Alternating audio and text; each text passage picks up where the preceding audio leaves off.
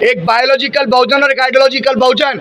तो आइडियोलॉजिकल जो बहुजन है उनकी ये जिम्मेदारी बनती है कि जो लोग फूले, पेरियार, लड़ाई, अंबेडकर और मान्यवर कांशीराम साहब की मूवमेंट को नहीं समझे हैं, वो 6743 जातियों के लोग जिन्हें आज हम जाटव, वाल्मीकि, कोरी, कुर्मी, पासी, धोबी, धानु, कहीर, गडरिया, गुज्जर, जाट, नाई, यादव, तेली, कुमार, महार, पटेल, डोम, इन तमाम जातियों में उन्हें बोलते हैं।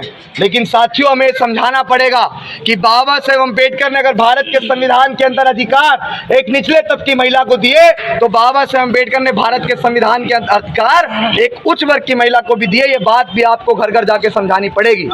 ये बात आपको समझाने की पड़ेगी कि बाबा साहेब अम्बेडकर किसी एक जाति के महापुरुष नहीं है, बाबा साहेब अम्बेडकर किसी एक समाज के महापुरुष नहीं है। मैं हमेशा कहता हूं कि हम किसी जाति के खिलाफ नहीं है, हम किसी समाज के खिलाफ नहीं है, लेकिन बाबा साहेब अम्बेडकर का आंदोलन जीवन भर मनुवाद के खिलाफ रहा। तो हाँ, हमारे जीवन का अंतिम लक्ष्य है कि हम उस मनुवाद को मिट्टी में मिला के रहेंगे, और जब तक वो मनुवाद मिट्टी में नहीं मिलेगा, ये मनुवाद किसी एक जाति के खिलाफ वाली बात नहीं है।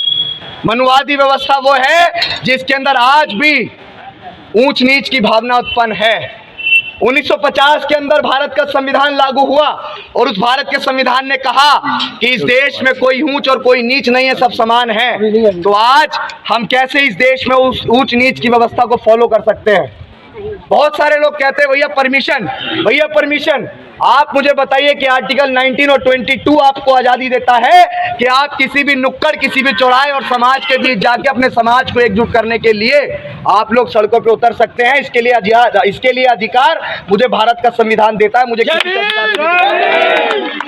यहाँ हम लोग किसी का विरोध नहीं कर रहे हैं, यहाँ हम लोग किसी के खिलाफ मोर्चा नहीं खोल रहे हैं, बस इस बात को समझाने निकले हैं कि अब के सारी हदों से गुजर जाएंगे, हो मत समझना डराने से डर जाएंगे, हो मौत के नाम का खौफ देता है क्यों, मौत जिस रोज आएगी मर जाएंगे। मुझको जालिम का तरफदार नहीं लिख सकते, कम से कम वो मुझे लाचार नहीं लिख सकते, और जान हथेली पर लिए जो बोल रहा हूँ सच, उसे इस देश के बिकाऊ अखबार नहीं लिख सकते।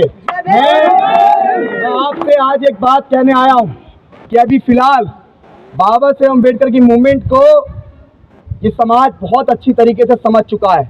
बाबा साहेब अम्बेडकर की आइडियोलॉजी क्या है, ये समाज बहुत अच्छी तरीके से समझ चुका है। साथियों, हमारा आंदोलन आज किसी जाति के खिलाफ नहीं है। हमारा आंदोलन, मैं आपसे निवेदन करता हूँ कि अगर कोई आपको उल्टा सीधा बोल भी रहा है, तो जो वाकई में समानता की बात करते हैं, तो वो कभी किसी का विरोध नहीं करते हैं, खासकर अपने नेताओं का, अपने समाज का। जो किसी का विरोध नहीं करते हैं, उनकी पहली जिम्मेदारी बनती है कि वो समाज को एकजुट करें। हम लोग आपस की वाद विवाद की राजनीति को छोड़कर, जो हमारी आज़ादी के मात्र 15 महीने बचे हैं 2024 के लोकसभा के इलेक्शन तक, उस लोकसभा के इलेक्शन तक ये बहुजन जागो मार्च जो निकल रहा हमारे नेताओं को साथ लाने के लिए, आप सभी लोग इसमें बढ़ चढ़ के सोशल मीडिया के माध्यम से संघर्ष कीजिए। मैंने पहले दिन से कहा कि यह आंदोलन किसी नेता के द्वारा नहीं चलवाया जा रहा है, यह आंदोलन किसी नेता के खिलाफ भी नहीं चलवाया जा रहा है। यह आंदोलन सिर्फ इस बात के लिए निकला है, क्या बाबा साहेब अम्बेडकर ने 4-4 बच्चों की कुर्बानियां इसलिए दी कि आप उनके मूवमेंट को आसानी से दुश्मन को खाने दें? क्या मान्यवर कांशीराम साहब घर, परिवार, सुख, संपत्ति और उन्होंने कभी शादी नहीं की, क्या इसलिए उन्होंने ये त्याग दिया कि आप उनकी मूवमेंट को आसानी से दुश्मन को सौंप दें? क्या फूले, पेरियार, माँ सावित्रीबाई फूले जब पढ़ाने जाया करती थी, उनके ऊपर गोबर और पत्थर फेंका करते थे, क्या उन्होंने वो अपमान इसलिए सहा कि आज हमारे देश की बहन, बेटी, महिलाएं सिर्फ पाखंड में उलझी रहे? आज आपको इस बहुजन जागो मार्च को समर्थन करना पड़ेगा।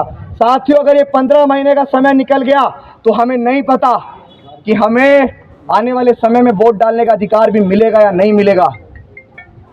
हम किस मुखालफत में खो रहे हैं? हमारी आबादी इस देश में सबसे ज़्यादा है, लेकिन आज भी मूछे रखने पर अगर हत्याएं किसी की होती है तो वो आपके समाज की होती है। अगर 9 साल के मासूम, ये ताली बजाने की बात नहीं है, अगर 9 साल के मासूम को मैच पानी का मटका छूने में मार दिया जाता है तो वो आपके समाज का होता है। रात को 2:30 बजे बहन मनीषा वाल्मीकि को कूड़े करकट के साथ जला दिया जाता है, वो आपके समाज की थी। रोहित वेमुला, पायल तड़वी, आप कितने और लोगों का इंतजार कर रहे हैं क्या?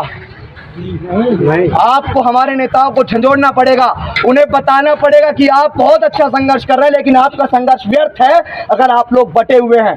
हमारे अंदर ताकत बहुत है, हमारे पास जनबल बहुत है, लेकिन बिखरे हुए लोग कभी शासक नहीं बन सकते हैं। इस बात को आपको बताना पड़ेगा।